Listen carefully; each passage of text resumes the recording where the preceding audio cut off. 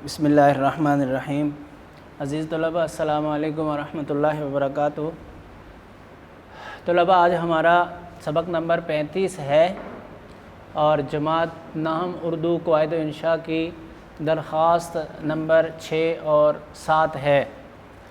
بچوں، اس سے پہلے ہم نے 5 درخواستیں بھی پڑھ لیں اور یہ بھی پڑھ لیا کہ درخواست کیسے لکھی جاتی ہے، اور یہ بھی سیکھ لیا کہ درخواست کے کتنے حصے ہوتے ہیں اور خط کی طرح سے اس کے نمبر بھی کس طرح سے تقسیم ہوتے ہیں۔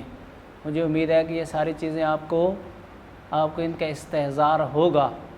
آج ہم نے 2 درخواستیں صرف پڑھنی ہیں، اور ان 2 میں چونکہ جو ہماری مطلوبہ مقدار ہے، کوانٹٹی ہے، اس سے یہ کم ہیں۔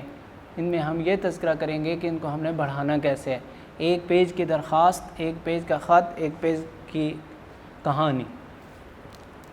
تو یہ ڈاکیے کی شکایت کے لیے ہے۔ بھائی بچوں، ڈاکیے کا کیا کام ہوتا ہے کہ خطوط یا پارسل بر وقت پہنچانے، اور اگر ان میں وہ کوتاہی کر رہا ہے تو پھر آپ اس کی شکایت کریں گے۔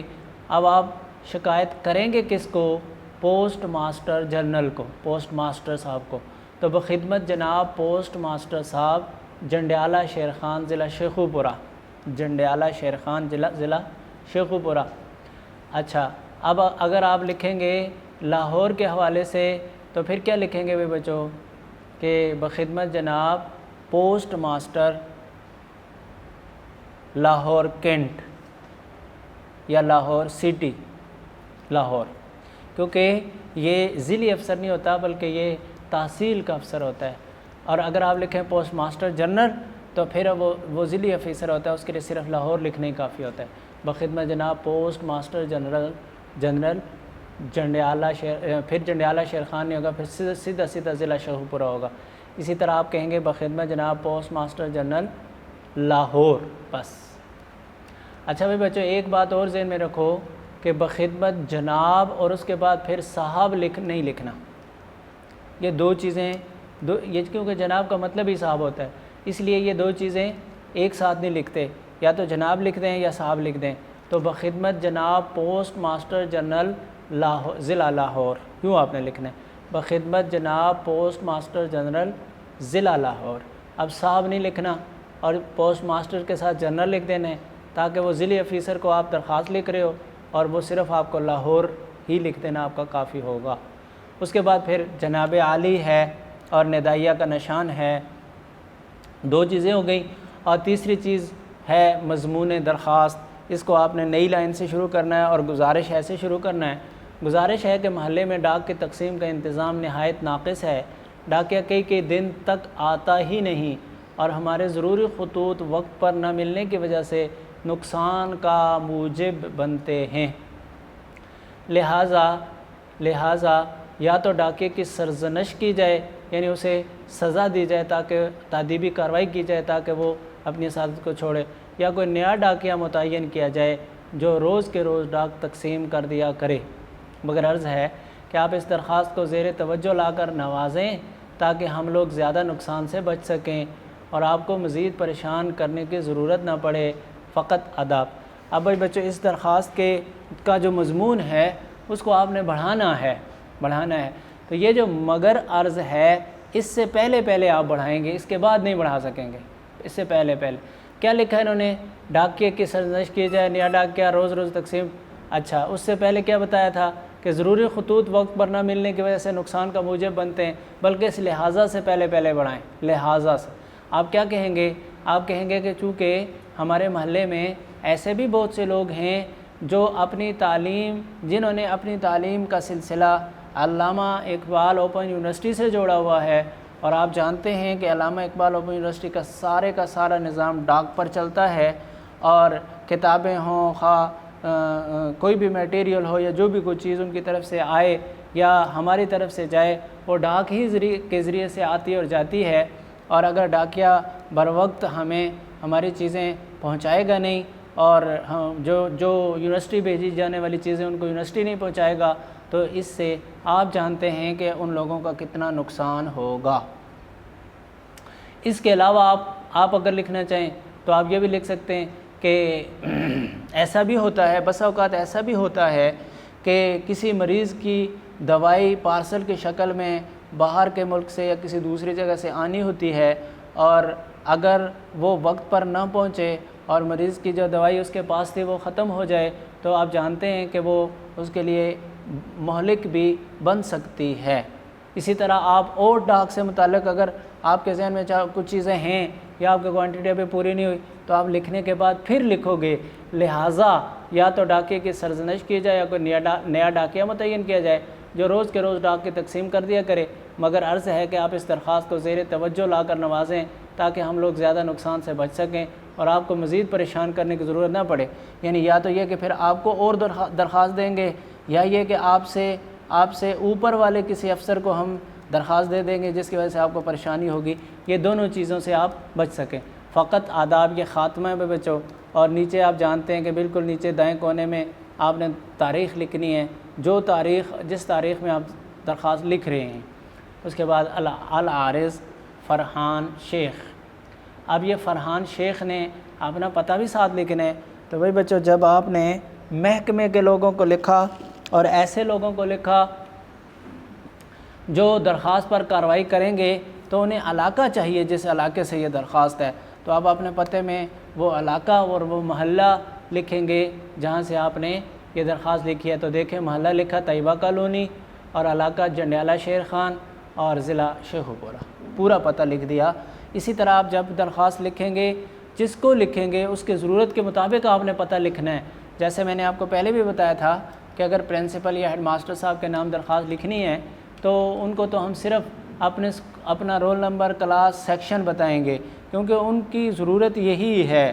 لیکن ہم اگر یہ محکمے والے لوگوں کو، پوسٹ ماسٹر جنرل ہے، ہیلتھ آفیسر ہے وغیرہ وغیرہ، ان کو لکھیں گے تو انہوں نے چونکہ ہمارے اس علاقے میں ہماری درخواست پر عمل درآمد کرنا ہے تو وہ علاقہ ان کو بتائیں گے تو انہیں پتہ چلے گا، ورنہ وہ درخواست قابل سماعت نہیں ہوگی۔ اسی طرح بھی بچو، راشن ڈپو کے خلاف درخواست۔ راشن ڈپو کوئی انسان نہیں ہوتا بلکہ یہ راشن ڈپو ایک طرح سے ایک دکان ہوتی ہے حکومت کی طرف سے کنٹرول ریٹ پر وہاں چیزیں ملتی ہیں۔ تو اب درخواست راشن ڈپو کے خلاف نہیں ہے، درخواست ہے راشن ڈپو کے اہلکار کے خلاف، جو آدمی وہاں کام کرتا ہے اس کے خلاف۔ لیکن چونکہ ظرف بول کر مظروف مراد لیا جاتا ہوتا ہے، آپ کہتے ہیں ایک گلاس پانی مجھے دے دو، ایک گلاس پانی، تو بھائی بچو گلاس پانی کا تو نہیں ہوتا، گلاس تو شیشے کا ہوتا ہے مثلا، لیکن وہ کیا ہوتا ہے، گلاس بول کر آپ مظروف مراد لے رہے ہوتے ہو۔ اسی طرح یہاں بھی راشن ڈپو بول کر ہم راشن ڈپو پر رہنے والے آدمی کو مراد لیں گے۔